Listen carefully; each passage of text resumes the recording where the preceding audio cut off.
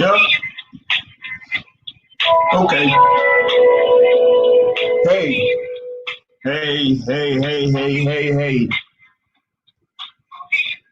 Yo. What's up? What's good, everybody? This is the May 31st, 2020 episode of the Boxing Source Radio Show. I am your host, James Bell, lead boxing analyst for the Cohort Truth on Sports and the leader of the Boxing Source on social media. You can follow us on Facebook by going to the Boxing Source and following us there.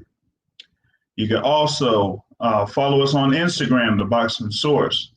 You can also get with us through Twitter at Boxing Source 2 and follow the YouTube channel, the Boxing Source.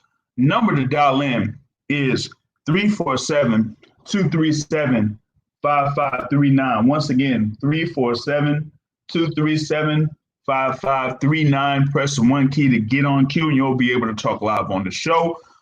We are doing a simulcast here currently on the live podcast here, which will be available later through iTunes and Google Podcasts and Spotify. And then you also have it available on YouTube. So here within 15 minutes, we're going to have our special guests on to talk about a few things here within the sport of boxing. And then we'll also try to get into a couple of things going on within the boxing world. As yes, we're still looking forward to the first live cards that are coming up through Top Rank, scheduled for June 9th. So we're going to see if we could kind of talk about that a little bit, and also a couple of other news and notes that have, been going through over the past week. You have something where they're, trying to solidify a couple more events later on down the line, later in June and also in July.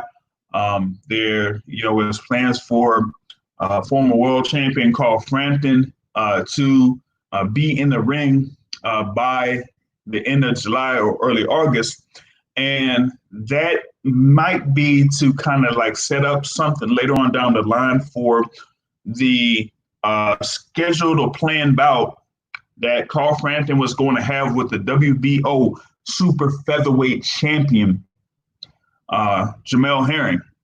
So that is something there where we're going to be taking a look at that, seeing if that is going to be planned later on down the line between Jamel Herring and Carl Frampton. So I'm going to be, looking forward to that. I think Jamel Herring has something planned through Top Rank over in Las Vegas. I think that's going to be sometime in July. It hasn't really been solidified as of yet, but I'm going to, keep in touch with Jamel Herring to see when that particularly happens.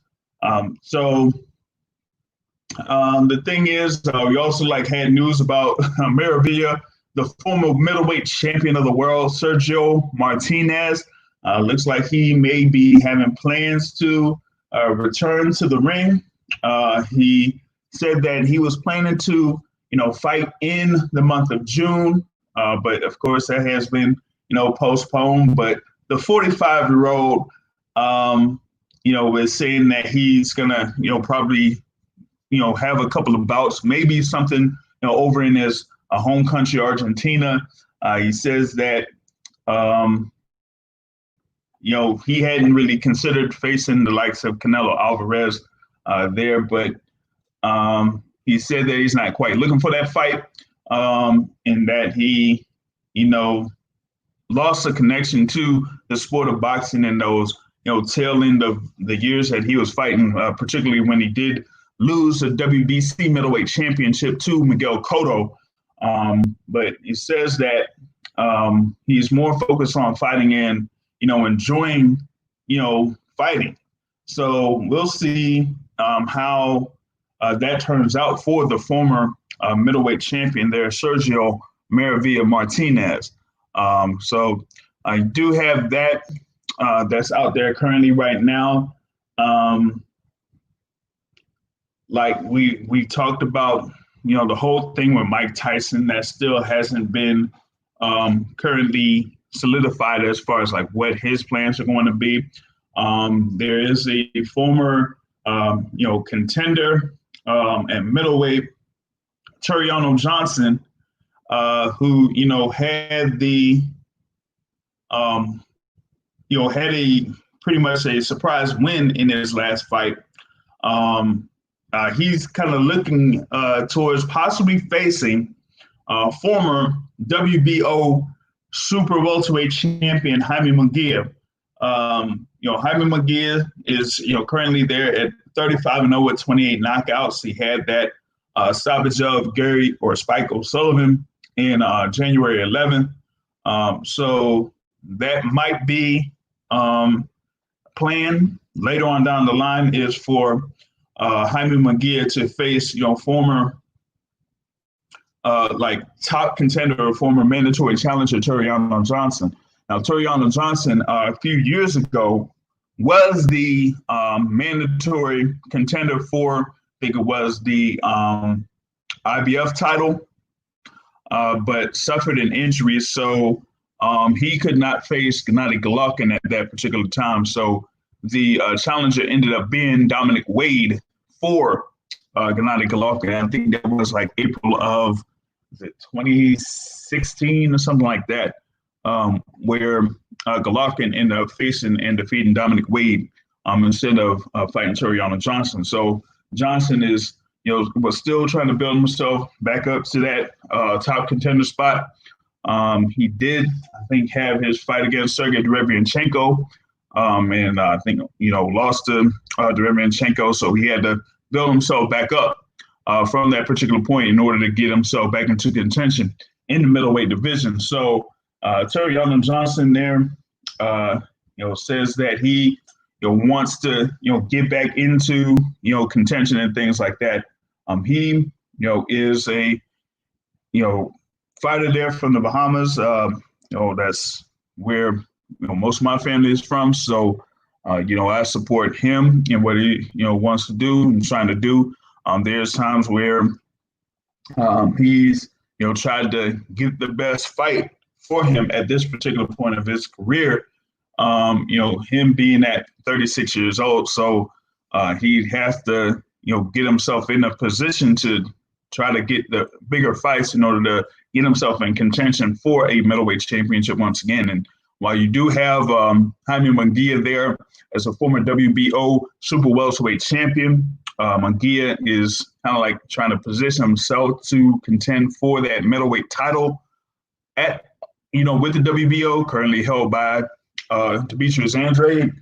A potential fight between him, Munguia, and Turiano Johnson could be made, given that both of them are under the Golden Boy Promotions banner. So that's something that we will have to look out for.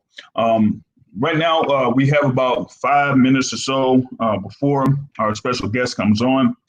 So if you wanted to get in and talk about boxing, you can call in at 347-237-5539. Once again, that is 347-237-5539. Press one key, get on cue, and you'll be able to talk live on the show. You also have like commentary from David Hay, who had his piece about the fight that was originally set up between Alexander Usyk and Derek Chisora. Alexander Usyk, the former undisputed cruiserweight champion, has been having this thing here where he was campaigning at heavyweight. He did have one fight at heavyweight against Tess Witherspoon, but after that, he's trying to get himself into a position to contend for a world title. and looked like he was going to go the WBO route. And with that being said, they were going to set up a fight between him and Derek Chisora. And Derek Chisora, who's been in and out of the game there at the heavyweight division, did have that fight against Dylan White some time ago where he ended up getting stopped. But there's other instances where he had kind of like been a contender of sorts. So he's still kind of relevant in the heavyweight division. So with that being said, that's why they wanted to make this particular matchup between Chisora and Alexander Usyk. Now, Chisora, after having that loss to Dylan White, had a string of wins there against Nagashi, the second round knockout of Archer Spilka, and then the fourth round TKO of David Price. So he has been able to get himself back into the streak of winning there before having this fight that was planned between him and Alexander Usyk. But with Usyk, Usyk had built himself up, like I said,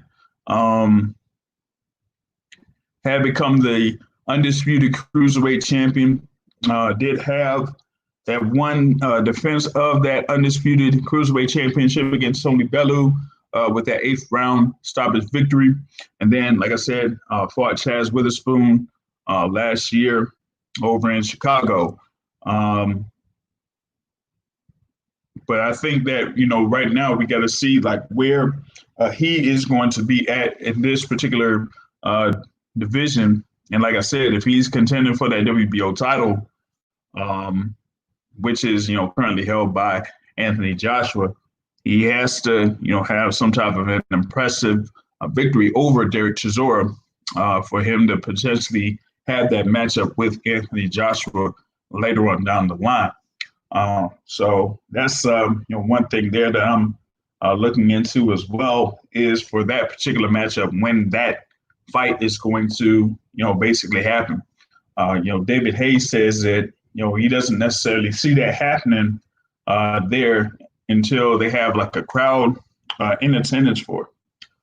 It's not necessarily, going to be something like what they may try to do with Dylan White versus Alexander Povetkin, which was scheduled, to be, on May 2nd, but looks like, they were trying to make that fight, that White Povetkin fight, be in a closed circuit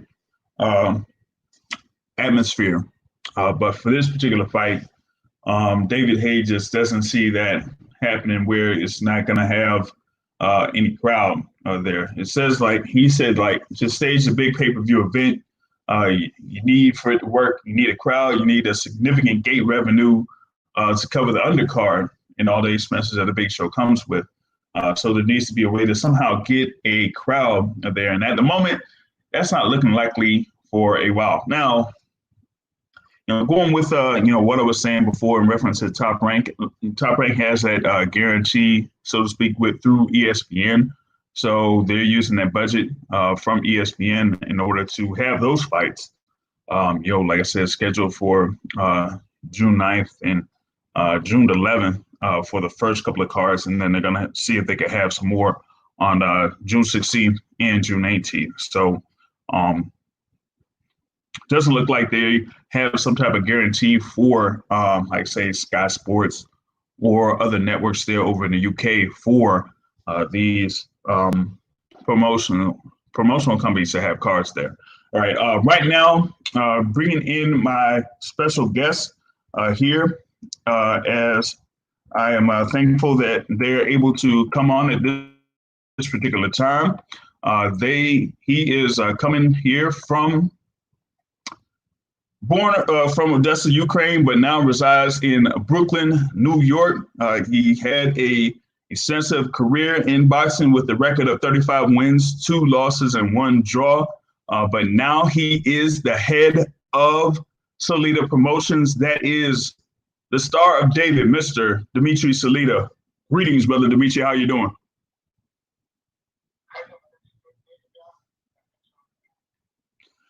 Hey, no problem there, brother Dmitry. Just getting you on here to talk about a few things. Like I said, you had a career, boxing career, from 2001 to 2013, and then a few years later, within that time frame, you did start up Salita Promotions.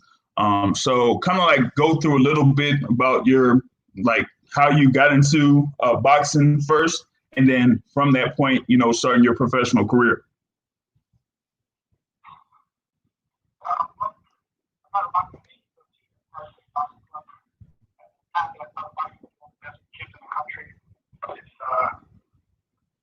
With the likes of Louis Colata, Stevens, Danny Jacobs, Travis Sims, Tyler Simpson, Bruce Michael Ballard, and Shooter come by a couple of times a week, and many, many more. So it's really a very fast place, very talented fighters, with lots of good talented fighters, and I had the chance and the education of being around them and fighting them and boxing with them and training with them, going to tournaments, and really absorbing some of the elite boxing cultures, New York City, and some of those guys, Saddam Ali from that gym, Shushu, who just made the Olympic team, was one of the last kids in that gym. So the gym, the gym has closed a couple of years ago, but really an incredible program. Jimmy O'Fallon, the head of 76 Boxing Club, someone that has a tremendous impact on my life. Was there to help kids become better citizens, really heal the community, and the chosen few, and probably less than 1%, were good boxers, and they then went on to become something. But it was truly a real great after-school program. I remember in the early 90s, there was a guy named Mr. Tate, who was Jimmy's partner, and the police used to bring the worst kids from the neighborhood to the gym. And Mr. Tate used to make them box with one another. So it was great education. So I won many national tournaments, many state tournaments. We got won several national tournaments, and I just focused on I went on to become one. And it should allow me to walk the five tournament. And I started sampling for 2 years the battle for 3 years. That I focused on rate. For golden sports, I really had my fight. I had a lot of exposure to some of the best companies in sport boxing, and learned and watched. And after my time with New York Times, from my own events. In the beginning, maybe just for the business, for the focus of progressing my career. But then I'm pretty fast, challenge. On the first day, I got to work with you. He forced me to set a professional fight. And still like studying on my time, and not too many years later, in terms of my promotion, here we are. And I love what I do, doing those things.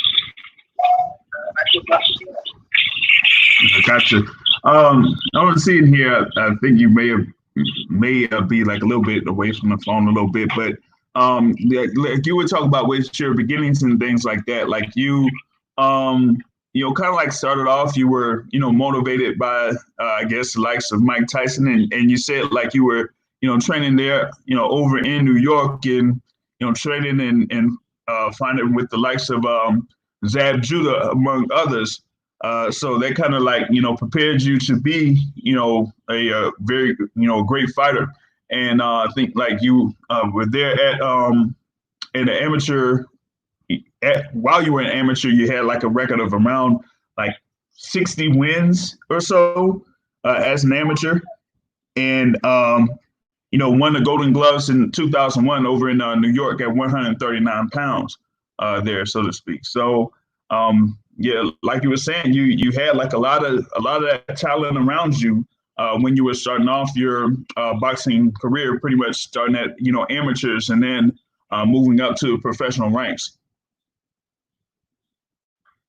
I do over here, at least at the moment, a lot of the folks that have been, on top of the New York City boxing, and obviously one of the best trainers in the game. All those guys started out with us, obviously, trying the amateur team, so it's really incredible foundation for us all in those years. And it was in the basement, no air conditioner, no heater, so in the summertime it was extremely hot. Oh man! It was extremely cold, but it made men out of boys, and really tested your will and your character on every level, especially in that ring, which was always very hot. Yeah, now being in New York, New York, Brooklyn area during the summertime and not having any air conditioning, my goodness, like you're definitely right. You will get tested in those type of conditions, especially in the summer, where it gets to 100 degrees or more, in the summer months. So if you're able to get through that, you can pretty much get through anything there. But yeah, going through that, like I was saying, through your amateur career, being in that thing where you participated in the New York Golden Gloves, that's like, one of the, high profile competitions in the U.S. So, you being able to win that Golden Gloves championship in 2001, that kind of like set the stage for you to turn pro at 19 years old.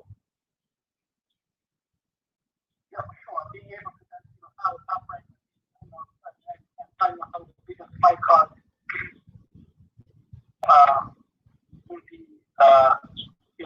in the country and in the world. Exposed by Vladimir Klitschko on the cards, my second professional fight. Floyd Mayweather, when he fought Castillo, Eric Morales, Boy Ayala, Bones Adams. The list goes on. Marco Antonio Barrera versus Eric Morales, Aquila Horvath, Fernando Vargas. And just being exposed to that kind of level of atmosphere, level of fight, that company conduct that business and being working with them. It was really tremendous education for me. And now being involved in the promotion business, really seeing the sport, in a real 360 view, is truly incredible for me. Because I love boxing, I love every facet of the sport.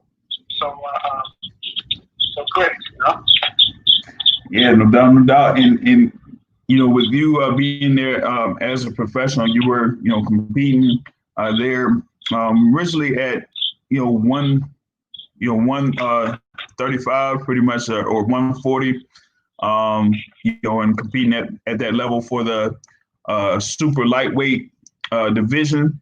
And you had, those string of wins there, building things up and over in the likes of New York, Atlantic City, and Las Vegas. Like you had like a good string of fights over at the Mandalay Bay in Las Vegas early in your career. So it's like, you just starting out your professional career. And at that time, you're at one of the biggest or most famous venues for boxing there. And you had, those string of fights there to, be there at Mandalay Bay Resort and Casino. So like, how was that experience, like being at the Mandalay Bay there for your first, and it's been what, like 7, you were about 6, so your first 10 fights were at the Mandalay Bay, looks like. Yeah. Yeah, I remember being, because I jumped I was 19 years old, being too young to walk to the casino floor. So when I would have to go to the fight arena, to the weigh-ins, there would be a chaperone walking me through the casino floor, to the fight or to the weigh-in, which is pretty interesting because I was fighting for the crowd, but I couldn't walk to the casino floor. So, fortunately, I never really had a knack for gambling, so it wasn't very tempting for me. But definitely, being and also spending a lot of training camps with Floyd Mayweather early in my career, seeing Layla Ali train out in Vegas and some of the great fighters. It was a really great experience for me. And, what I feel like when I watch a fight and when I watch even a person spar or train, because of my education, because I've been really exposed to boxing, since I'm 13 years old on a very high level, gives me, in a promotional business, gives me an upside, gives me really, really, great ability to evaluate talent and to, and to evaluate fights and see which way a fight goes. And that's one of the great things, perhaps one of the best companies in the sport, with building a fighter to be able to evaluate talent, is Top Rank and great matchmaking. So I got to see and to benefit from that machine, and really was an important business block in my education.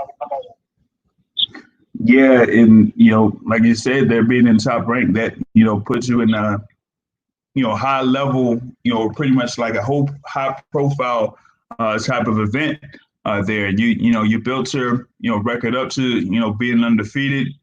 They did win a international super lightweight title against Derek Campos, and that put you in position to fight Amir Khan for, at the time, the WBA super lightweight title there. But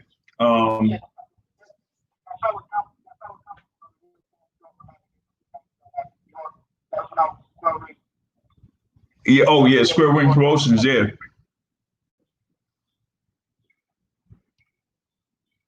Yeah, that one was who Roy was under. So yeah, like you were saying, you were fighting there under like the highest profile promotional companies at that particular time there. So you had that, and then had a little slip there with Khan, and then built up a record after that with a string of 5 wins. But then had the little issue with what was it, Gabriel Bracero?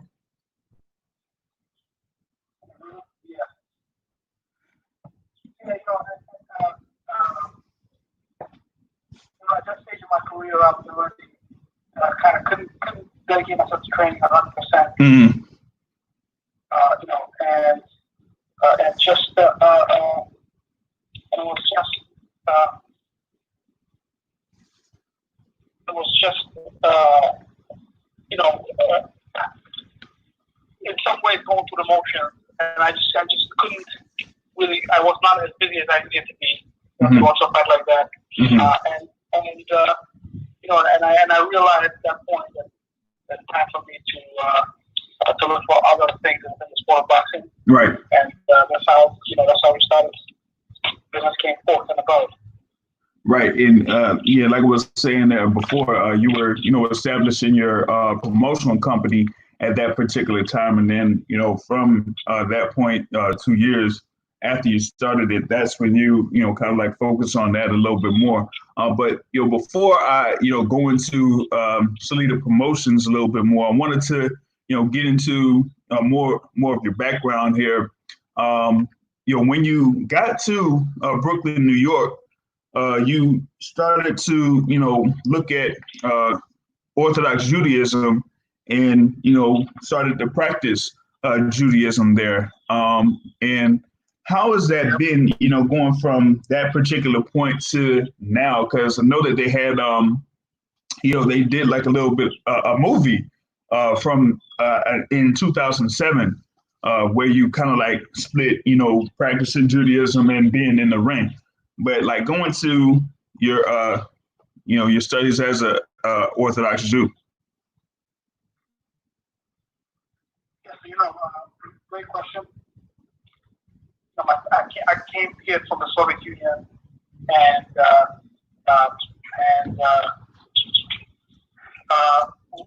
growing up in the Soviet Union, Jews was treated as second citizens.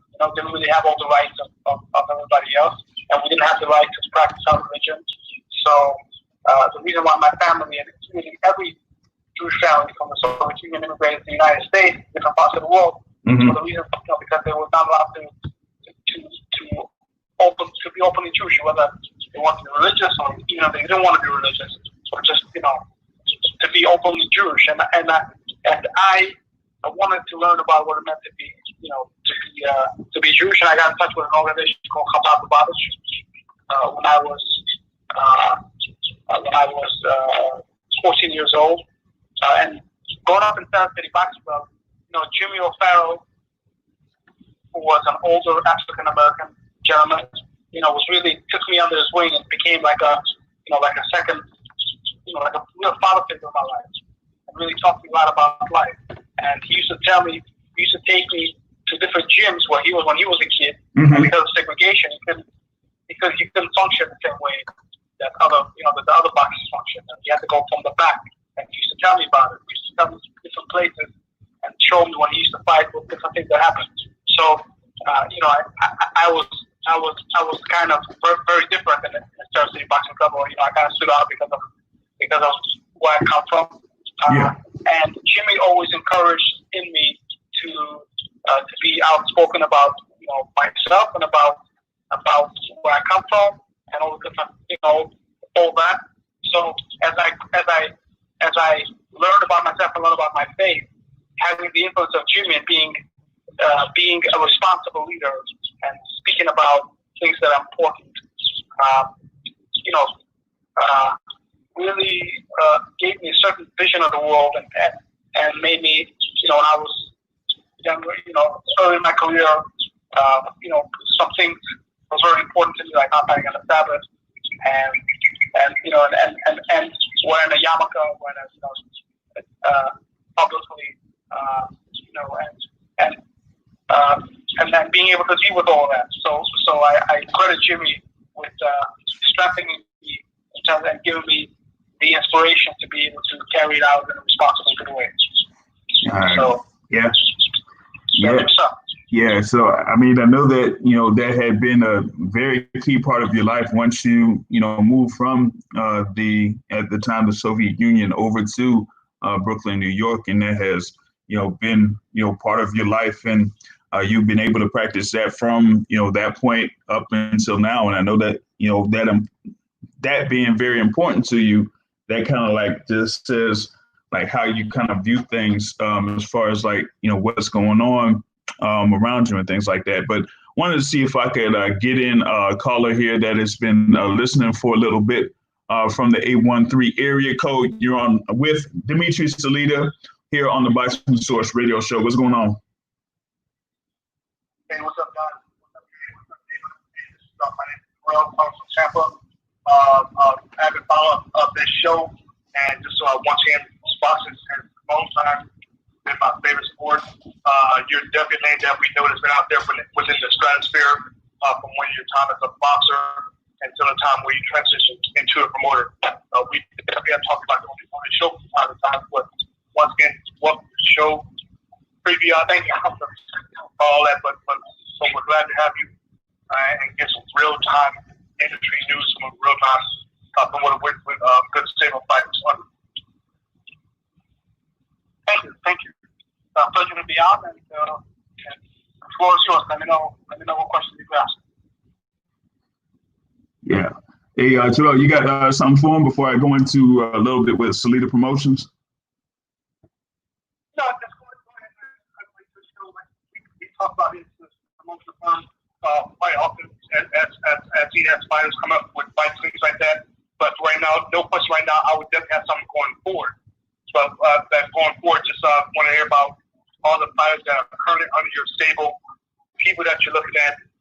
Definitely want to talk about Big Baby Miller. I'm sure you'll get more into detail about that in regards to how both his experience from last year until where he's at right now. Like rebuilding this image, getting a good fight. So we talk about you guys all the time, Yeah. Now. Go on. You can go into that, Brother Dmitry. Yes. So we did a deal with your Rebel Tom Frank. So there are and that'd be a great benefit to either the ESPN platform. And I believe Joel has all the skills to be the heavyweight champion of the world. And has the personality to really transcend boxing. So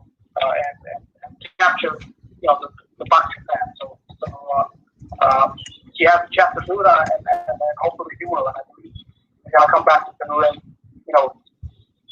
as boxing is resuming, hopefully sometime in the midsummer. Clarissa Shields was supposed to fight May 9th, in Flint against Marie Kelly for the undisputed junior middleweight title, but that got delayed because of Corona. We'd like to reschedule that. We have Shoji Hanagashia, Otto Whalen, worked out something for him. And Jericho Quinn, Vladimir Shishkin, Aslan Diego, Madian, and the list goes on. So we're very happy with our roster, and it's growing, and we are working on some new signings and working on some new projects to be able to get the exposure for the boxing, for our boxers that the boxers need. We have also, during this corona time, expanded our YouTube channel to a great extent. Right. And I did deals with Warriors Boxing, Warriors. We did a deal for Century Christian collaborating for American Presents. So boxing fans can check out Studio Promotion. Our YouTube channel has some great fights, great fighters, and working on things to constantly grow and function.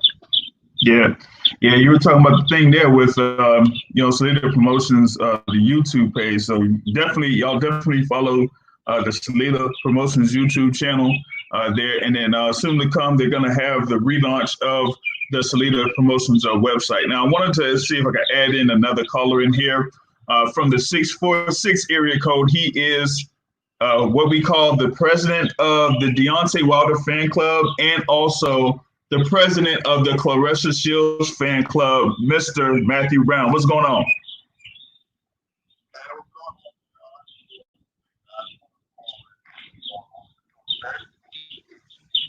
Oh, I'm all good, man. Brother Dmitry Salita.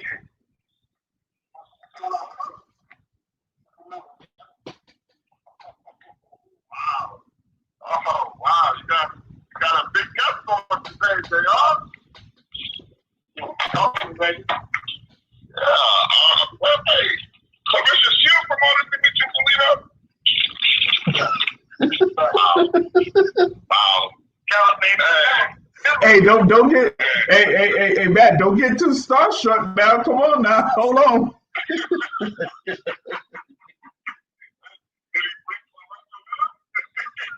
I don't know about all that.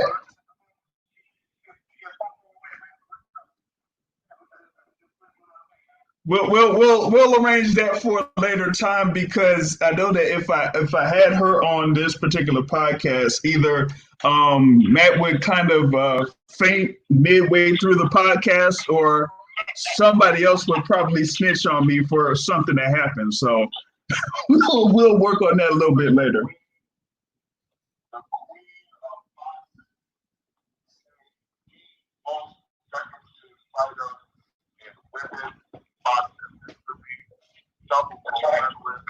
Multiple times world champion in different weight classes, undisputed in different weight classes. Nobody touches the quotes, man. That's right. And I'm glad you like anything. What other fighters you manage now? Well, you promote now. Are you still having to do with Jerome Big Baby Miller? Jerome Big Baby Miller, co-promoter, Top Rank, Otto Whalen. Got to get Fast and Furious on the side of his life. Yeah, he should have won that fight. Come on, man. He should have won that fight. That's right. It's not a quarter what it is. If that was Whalen with that cut, they would have stopped the fight. No doubt about it. Jermaine Franklin, undefeated American heavyweight, the best American heavyweight. Oh, yeah, I've seen him on show about 20 times. Shoji Hanagashia, and the list goes on. Really have a great stable of fighters. Yeah. Very proud of. I had I had Jacob Bonus on the podcast last week here. So him and his brother Joseph Bonus over there in the Detroit area too, talked about you. So yeah, you have a good, little stable of fighters there that you're building that Salita Promotions. Thank you. How were you able to repair that relationship with your brother? He was kind of talking spicy after the whole doping test about everybody that was in camp. So how were you able to repair that relationship to the point where you're still in business together? Well, I was promoted. I was not in his camp. I didn't know about what was going on as far as that goes. What I've been working with Jarrell, second professional fight, and through hard work and planning, we got a chance to fight against Joshua for the Unified Heavyweight World Championship. Big money, and unfortunately, for reasons beyond our control, it didn't happen. I mean, Jarrell, we've had our ups and downs in our relationship, and I'm glad that we were able to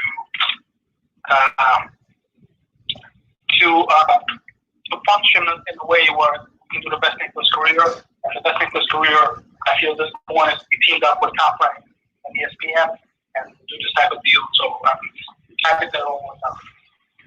Do you have any idea when he's actually going to be back in the ring and think he'll be licensed with no issue?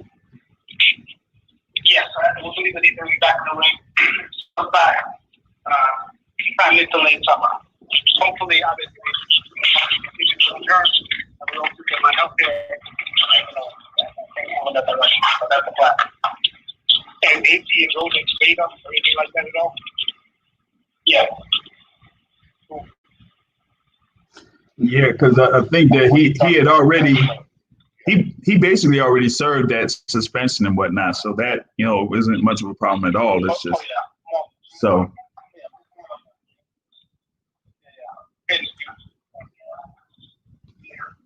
Yeah, Matt, you had something? Well, what do you have planned for Jermaine Franklin? Because it seemed like he was moving up the ranks a bit, but then he ran into a little trouble in his what was his last fight? His fight against Jerry Forrest. He ran into a little trouble there. A lot of people thought maybe he got lucky on the decision. Like, where does he stand, and what do you see from him in the upcoming year?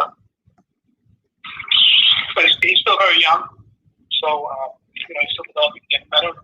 He had a fight against Jerry Forrest on Showtime, and hopefully when boxing gets back, we want to keep busy. We want to bring him back. That's really the plan. But I feel that Jermaine is a very talented fighter. In that stage of your career, those type of fights make you better. They make you, hopefully, if you take the right lessons, they improve you. You gain the invaluable experience of going to a tough war section heavyweight boxing. Mm-hmm. So hopefully Jermaine will be able to. I would actually love to have you on your podcast. I would love to have Jermaine on your podcast sometime. Do you ever get like? Yeah, I'm sorry, you broke off. Hello? Yeah, man. The little pointers and tricks of the trade. One more time, you have to repeat yourself. What I was saying, like, being a former fighter yourself, do you ever try to give guys in your current stable any tricks of the trade, like pointers in the actual ring?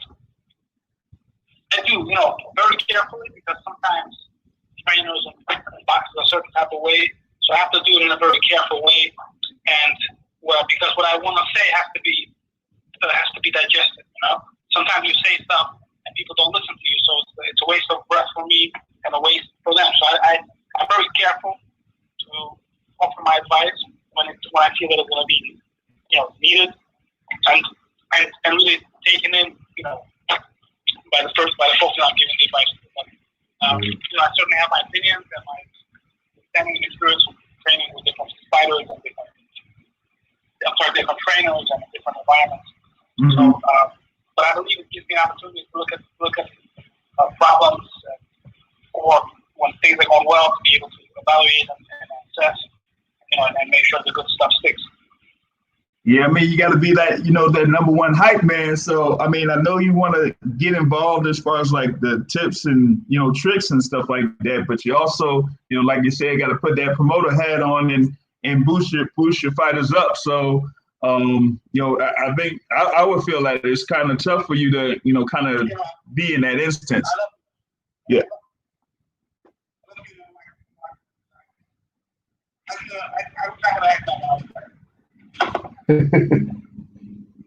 Yeah, that would be something that having somebody there with you, as far as like boosting your fights or whatever it is, or having some type of thing where you would have a flashy little intro there while you had your professional career going. That would have been something.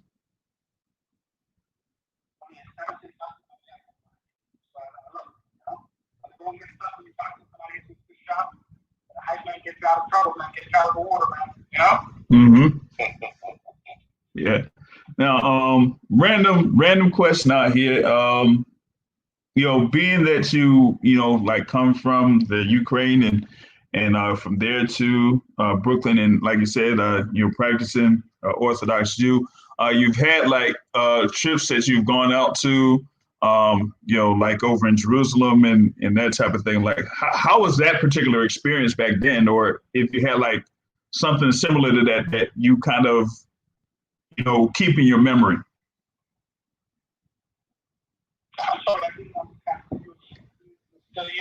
Like, being that you're from the Ukraine and you've went from the Ukraine to Brooklyn, New York, but you've also traveled in various parts of the world. Like, what place that you have visited to kind of like sticks in your mind?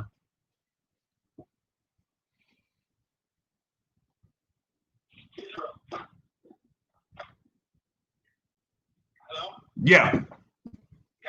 Going to Israel was very special.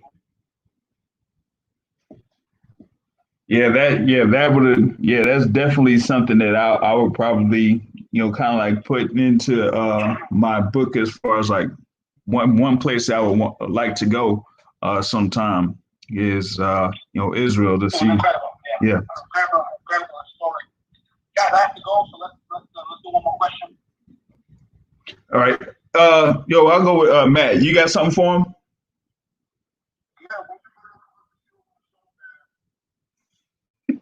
Are you the head of the fan club? I am, man. I am. I like articles on videos about my fight. We just need our some present for the show. So text me. I'm really proud of it. Yeah, we'll get that going, man. We'll get that going. But I think that I'll get my man Matt to do something. I'll have something arranged for Clarissa Shields to get at him at one particular point. There. Thank you very much, Dmitry Salita, for being on the show, man. And we'll get in contact with you later. All right, no problem. Oh, no doubt. All right, thanks. So that's Dmitry Salita, man, from Salita Promotions. I'm very thankful to have him on. And yes, I will definitely get in contact with him so we can bring the quote onto the podcast very soon. Because I don't know, but if we have it live on the show, it might get too hot in the room for Mr. Matthew Brown.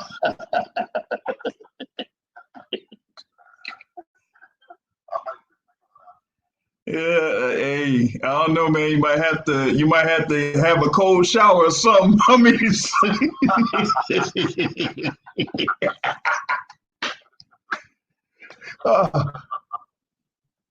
but that was a good little few minutes there with Dmitry Salita, head of Salita Promotions and former boxer that was there at the super lightweight and welterweight divisions. He told us a good little few things about what he's doing right now and what he did during his professional career and his background. So I thank him very much for that. And yeah, I will definitely get with him at a later time to the point where, most of the stuff as far as like live boxing action is back. And when these fights, get set up under his promotional banner, then we're definitely going to contact him to talk about those here. So just like, I would say we could rap a little bit about boxing. I know that we got some stuff happening in June 9th, of course, and June 11th. But since we got Brother Matt on here, you know what? I got to plan on doing something to like have a little bit of a segment, and I need some theme music so that when you're on, we can have like a little bit of a segment for you on this show, man. So we got to get that going because we don't have that update anymore, so we can't have that theme where we get any updates. So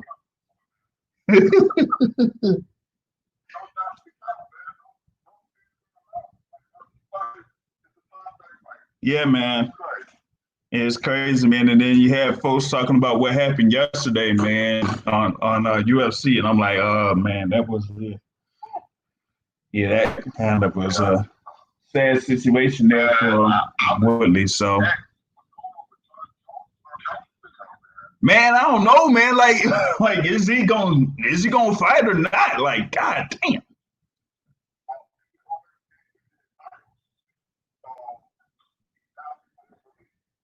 Yeah, man. I don't know, man. He probably gonna look for something else, or maybe going to another little sport or something. Because hey, yeah, yep, that's true. That's true. That's true. he got.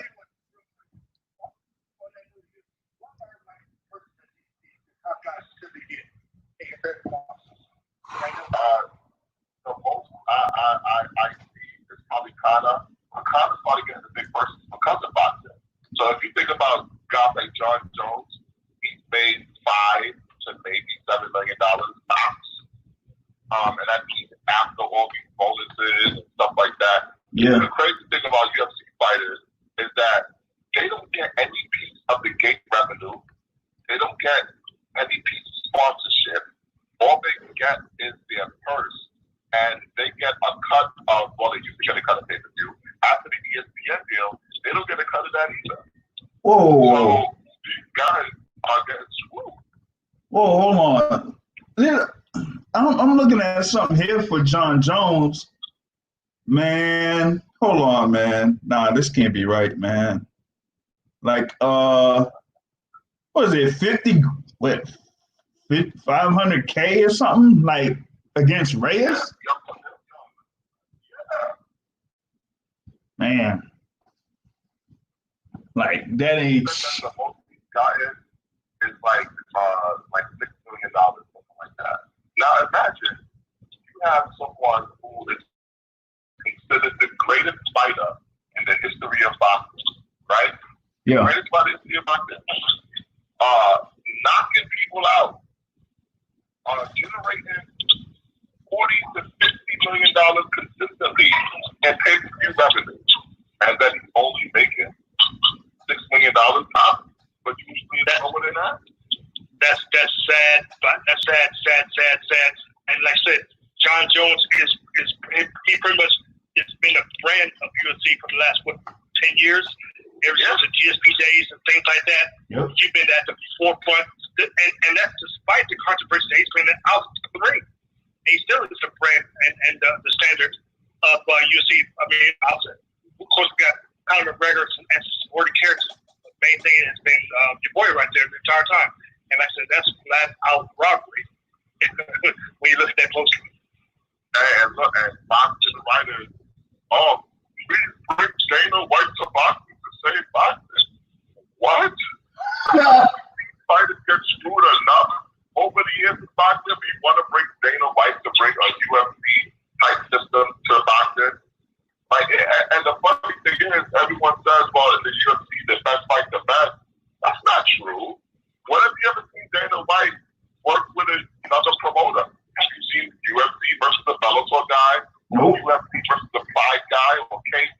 You want it, yeah. Basically, you get the most known person in UFC versus another most known person in UFC.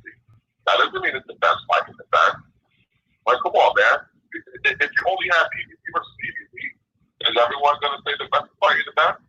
No, because there's only one promoter. UFC is the equivalent of a top rank or a PBC or a Matchroom or a Golden Boy. It's one damn promoter. Yep. And he has brainwashed the skinhead white guy. That skinhead white guy, you just got their guy, then they just have only those fans that just look like. I ain't even gonna go into it. Yeah, that's crazy. Yo, wow. Whatever. I can't blame my man. I'm like the media.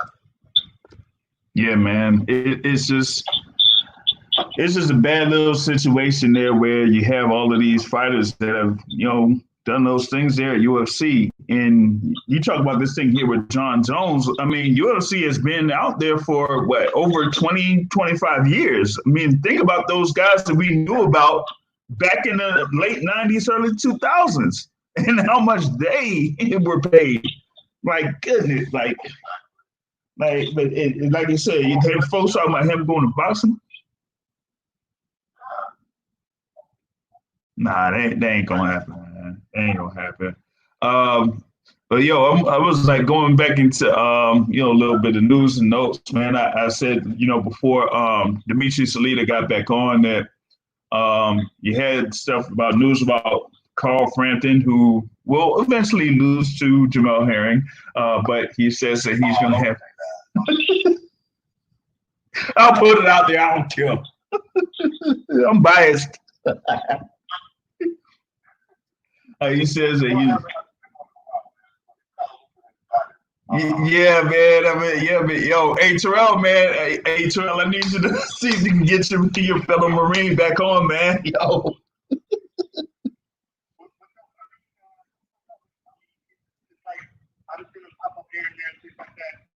We know that when boxing does come back, we are going to likely have to travel overseas. That fight. But it's kind of funny now when you think about this now.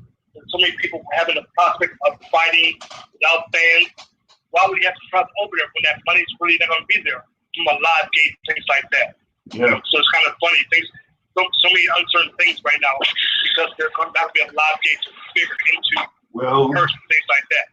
Well, it's looking like one person is going to be traveling from around there Ukraine over to Las Vegas or California in Victor Postol, because they say that they're trying to make that actual fight between him and Jose Ramirez. So if Postol is able to travel from where he's at, actually, you know what? If he's able to travel to where he's at to fight freaking Jose Ramirez, and goddamn it, Lomachenko could travel over here to fight Teofimo Lopez, goddamn it.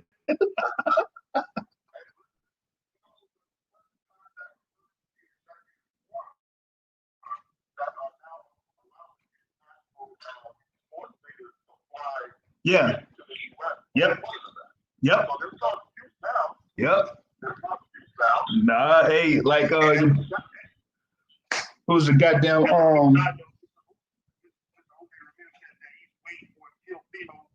and Devin Hayes to come to 140 so we can basically whoop the ass. Oh, he said he wants that smoke. Yeah. Eagles Climbers ain't got no more excuses now.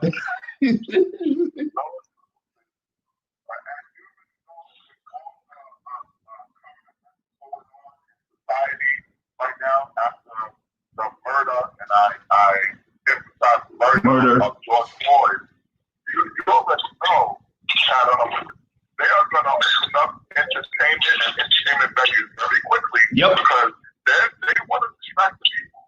So there's going to be no excuse for any violence that can be violent. They're going to open it up. California already this weekend. I don't know if we got reported. California already said combat sports can continue.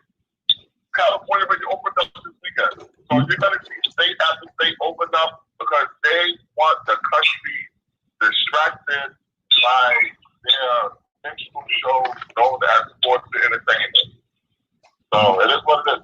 And you know what? I ain't gonna lie. I'll be watching. I'll be watching. Yeah, I'll be watching, but that won't be the only thing that I'll be doing. That is true, but hey, listen, if we got a protest on the same night of Teofimo versus Lomachenko, my black guy's gonna be home watching that fight. Oh no!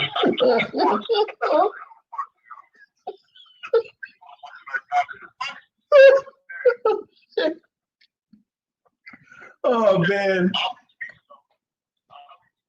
Yeah, be bad tweeting like motherfucker. You won't be having no Twitter fingers going, buddy. Oh man. It's crazy, man. Yo. Yeah, that's gonna be something there, man. Hey, Matt, how about who is it? Your boy Maravilla, man. He says that he might get back into the ring.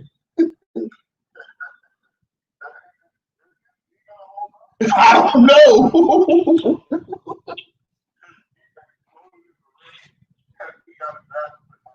He got go. He couldn't move for shit in that fight.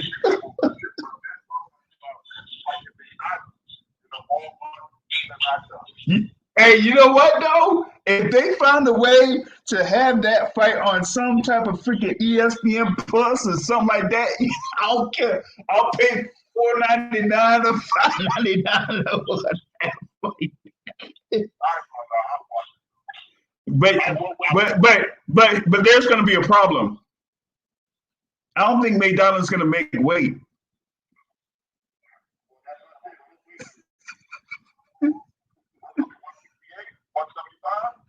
I don't know. 175, that might happen, man. Oh goodness. So man, hold on. So I look at a few other things here. Let me see. You got the thing there. We were talking about the thing for Top Rank. You have the thing June 9th where they're gonna feature Shakur Stevenson. And then they had the other thing for June 11th. I think that was for was it freaking Magdaleno that they were gonna feature in that one? Oh man. Man, nah, man, I ain't doing that, man. I know. Jesse.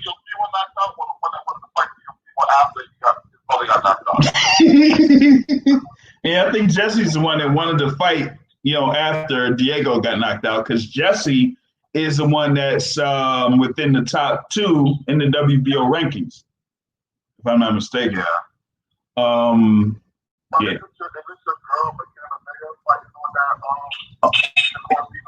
Yeah, I think so.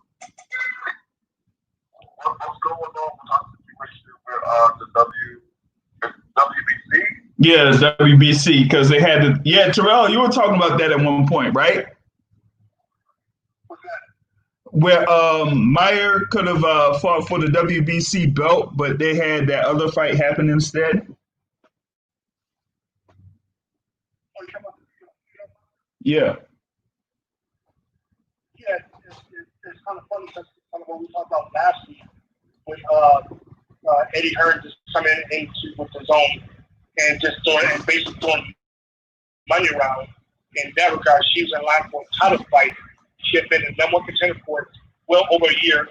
Eddie Hearn came in and showed favor to his local fighter and got her to tie shot. Now she won that bout.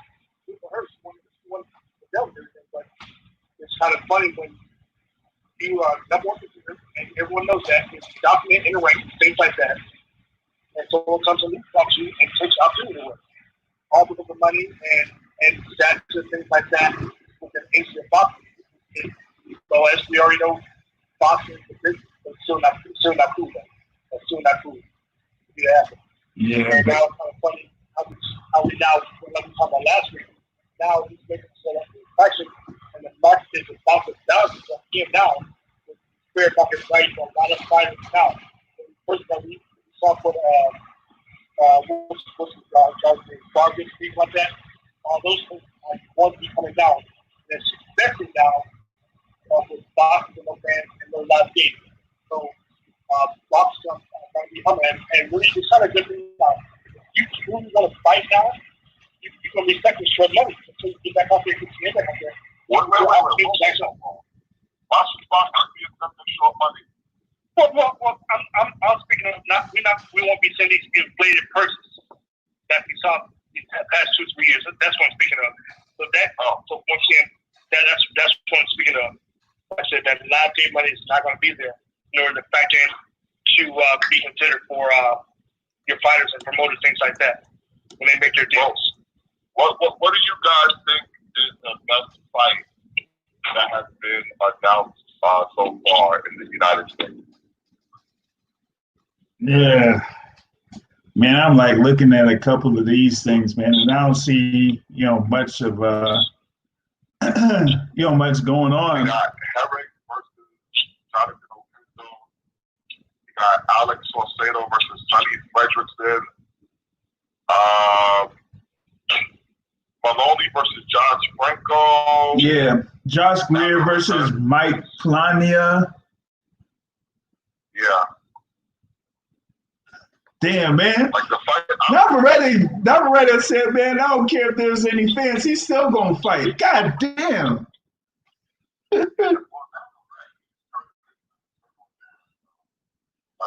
Yeah. You don't care what you do for a living, you will get your ass to the ring. I told you, the guy just fighting like 15 and 13. Yep. I was like, what the Yeah, 13-13-1 with 6 KOs. Oh, that's it. Hey, but it's in Mexico, so hey, they approved that fight.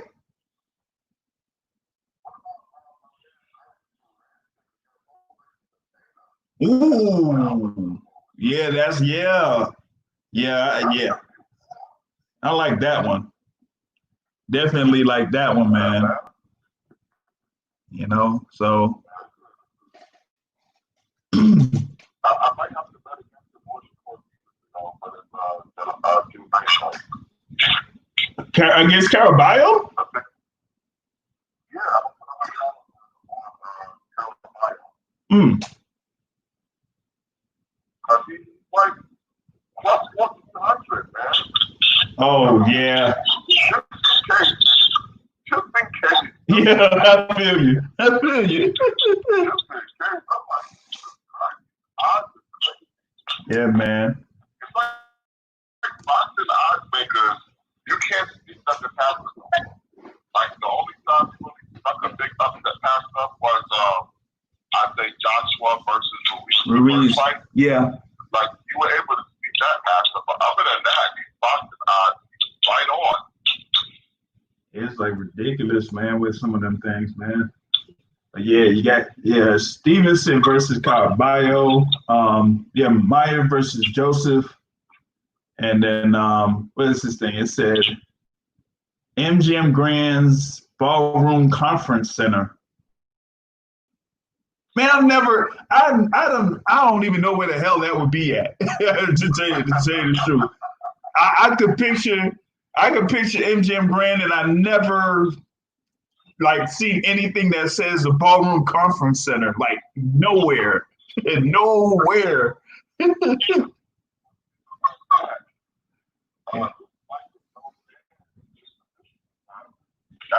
be more fans than Shakur Stevenson had for his last fight against Gonzalez. Yeah, Gonzalez, yeah. And wasn't that thing? Nobody came to that fight. Man, wasn't that even at I thought that was in Newark, wasn't it? Oh yeah, Vegas. Yeah. That's right. Yeah, Reno. Yeah, because they had that whole little thing going on as far as like him and Gonzalez's sister. Yeah, that was in Reno. Like, why would you put that thing in Reno? Like, what?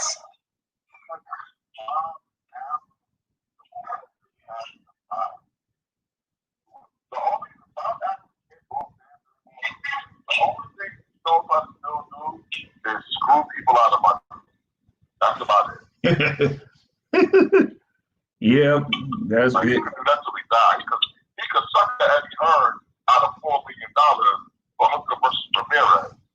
But when it comes to actually attracting fans, he just ain't got it no more. Nah, he can't. He can't draw flies to sugar or something, or draw flies to you know what. Yeah, exactly. But yeah, it looks like well, at least we have this schedule. So it's like they won't have anything. What is that? Sundays, right? Yeah. So it's just Tuesdays and Thursdays right now with these cards that Top Rank has, and like you were saying, you have a couple of other things going on, but nothing as far as like picking up a little bit more until the end of June and then the start of July. So, but we hurting though, man. We we hurting. Fight that Tom Brady next month is gonna be all good rating.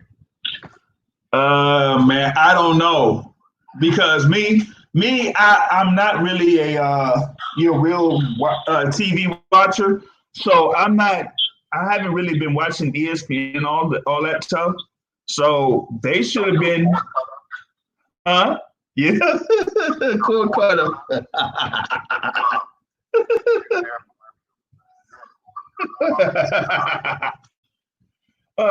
But as far as like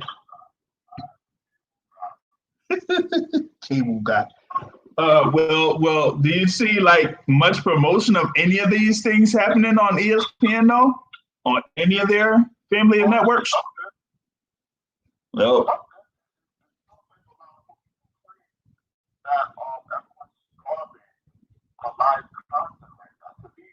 If this fight is going to go on rating, it depends on the boxing media. They have to promote fights in positive manner, not their usual, this is a huge mismatch, blah, blah, blah, blah, blah, blah, blah. They need to promote this shit how they promote UFC. yeah. Like you can't have this thing where oh, I'm sorry, I can't go to the event. What am I gonna do? I mean, I can't talk about anything. Like, nah, that ain't gonna work, huh? Goddamn Radio Wayne, man. Shit. Deontay Wilder was my Yeah. Yeah.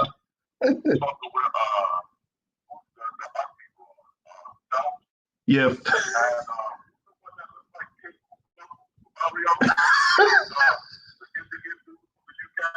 He said King Cooper.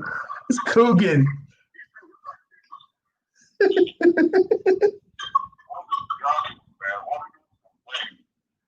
Gripe and complain, man. That's sad. That's sad. Yeah, but like you said, I mean, as long as you're able to put stuff up for these events, then that's what we got to do in order for them to get the ratings that they need. So we need to talk about these events more, these fights more, and like I said, well, next week I'm gonna go into a little bit more about the fights on June 9th and June 11th. So that people will get into that, talk about that. But I'll also have like another guest that's scheduled for next week. He's going to be someone that's in the boxing business. Adrian Clark from the Texas area. So I mean, he's dealt with the likes of Jay Prince and other managers and promoters and stuff like that. So that's gonna be, and he has a book out called "Protect Yourself at All Times." It kind of like goes into the business of boxing. So that's gonna be a pretty interesting little interview there with Brother Adrian Clark next week. So be looking forward to that.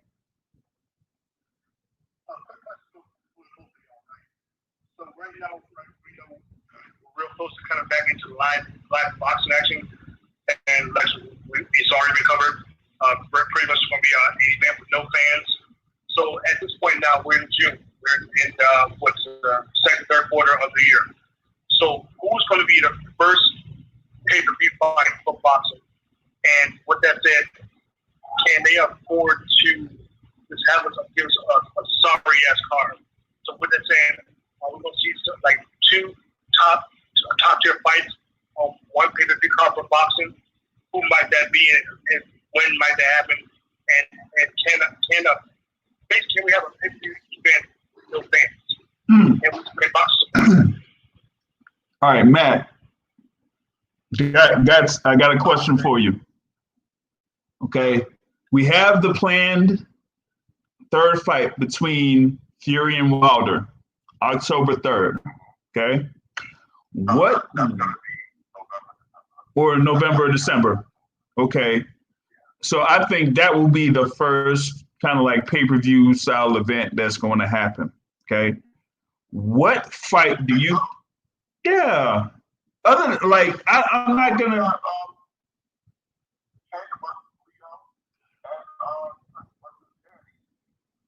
Spence versus Danny might be before that. Actually, I think Spence versus Danny will be before that.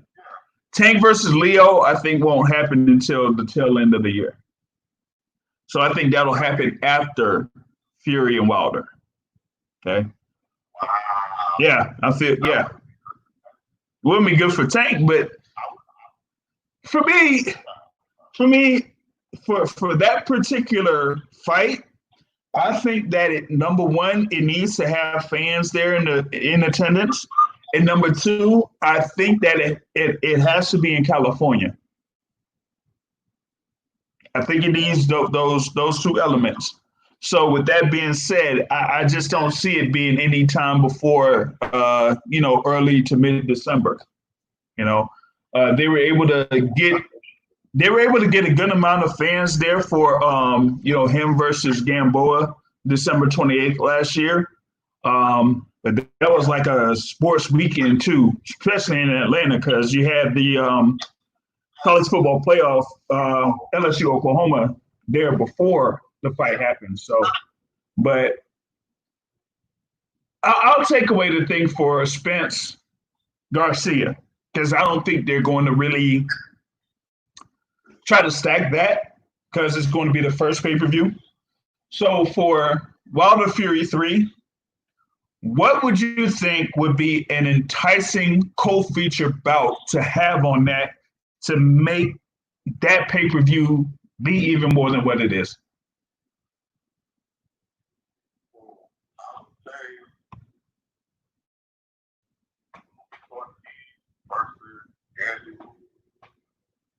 Woo! Yeah. I'm with that. I'm with that one. I'm with that one, because we would find. Well, I mean, we got your boy Andy Ruiz Jr. there with Eddie and Chapo. So you have that, and then you have Luis Ortiz. We'll see where Luis Ortiz is at this particular point of his career. I would have said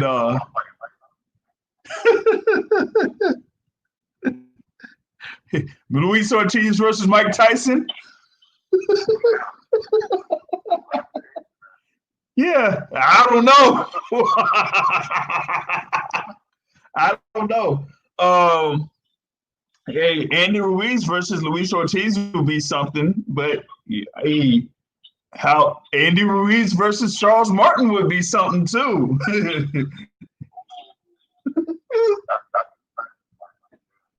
Yeah. That, like, I would see, like, okay.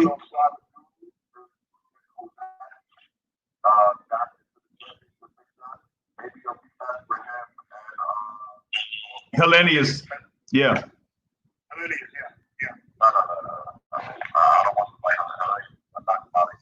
Oh shit. Martin. Hey, you know what though? I'm kind of concerned about Kanaki because of what happened to with him and Hellenius, because of the timing. Like the timing around that fight and him kind of losing, given like him having his new newborn and all that. So, and his wife being there, it was like, oh man, that I bet that had her like real scared, like real scared. So yeah, you can't rematch Hellenius, man. That's not gonna work. I think he.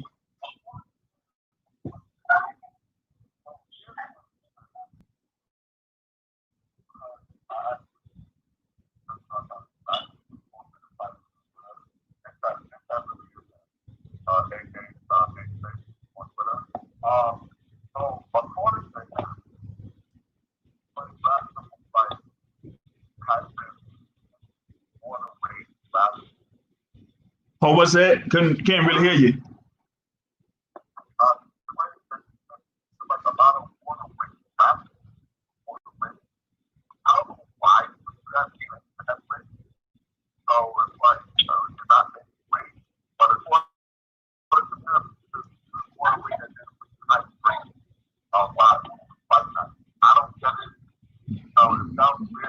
Yeah, very weird. He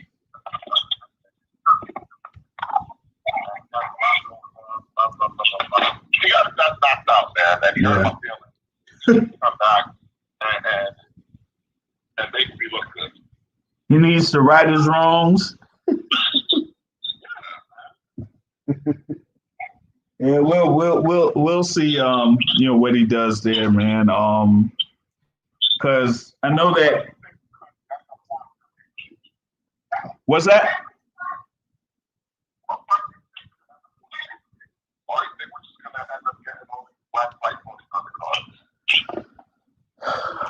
We gotta have something. So real quick before you answer that, because I was listening to some news in Washington, and Sean Porter, it was fun to Porter about the possibility of fighting Terrence Crawford. He said, I would love to do it, but it doesn't make sense right now. And he said that because we already know that money's not there for that live game, and there's not going to be a man for a pay-per-view fight right now. So, even to put on, like you guys suggested, two nice heavyweight fights, Fury, Wilder 3 or whatever, and Andy Ruiz, something like that. Even with two nice welterweight fights, Errol Spence against Eddie Garcia, and throw Sean Porter there against rematch with Ugas or something like that. That would be nice. I have a possible fight that could be on as a co-feature for either one of those cards. Okay, it'll be at super welterweight. Either you will have a unification bout, Jason Rosario versus Jamel Charlo, or either one of those guys against Jared Hurd. No, it won't. It won't.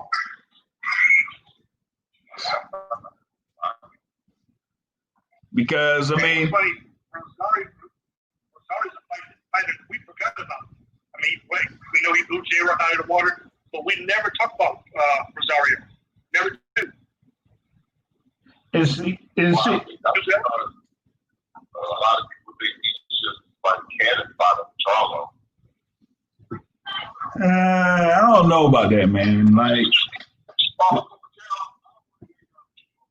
no. What am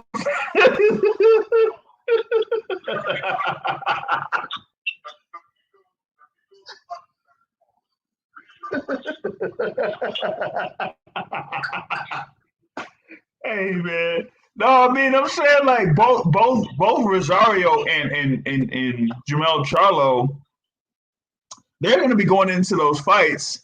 They'll make 154, but by the time they hit the ring, they're going to be at 162 pounds.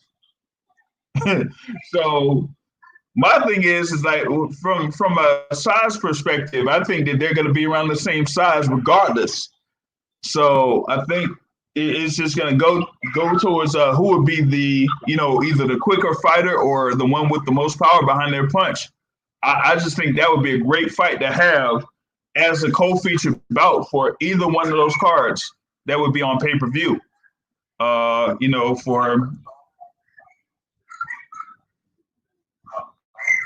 yeah. So there's that. Man, I know that they won't do this, but you got that potential matchup between Caleb Plant and David Benavidez, but they're gonna have those two guys fight somebody else first, regardless of whether there's gonna be Plant.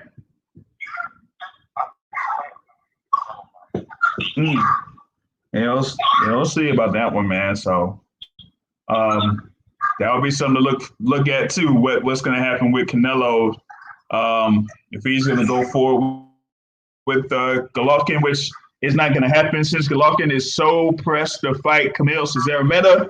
So if he wants to go ahead and fight that good boy, he could go fight that good boy.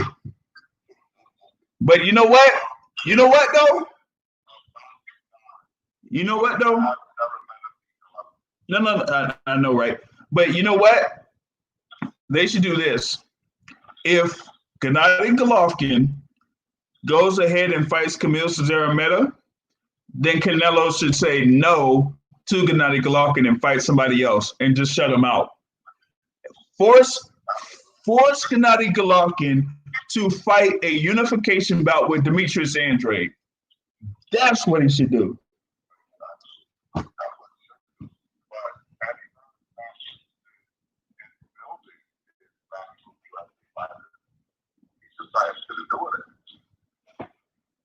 I'm going to put the pressure on him for that one. I'm going to be like, yo, why don't you go ahead and try to make that fight between Golovkin and Andrade? Don't worry about Canelo. Make that fight with Golovkin and Andrade. You're talking about trying to make a fight between Andrade and Charlo. Why don't you just make that in-house fight with Andrade and Golovkin? Straight up. You know? Because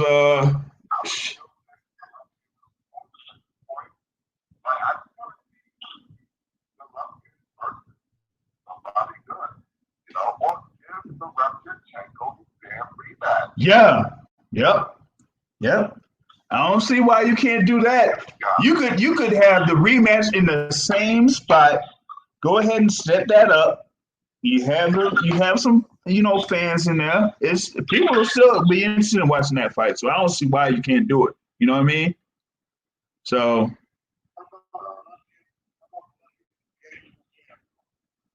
against Munguia, nah. Munguia actually,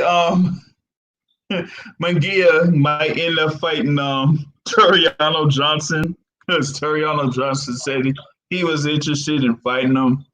So that might end up fighting. Maybe I should hit up my boy Too Tall Alante Fox and see if he wants to go ahead and face Golovkin.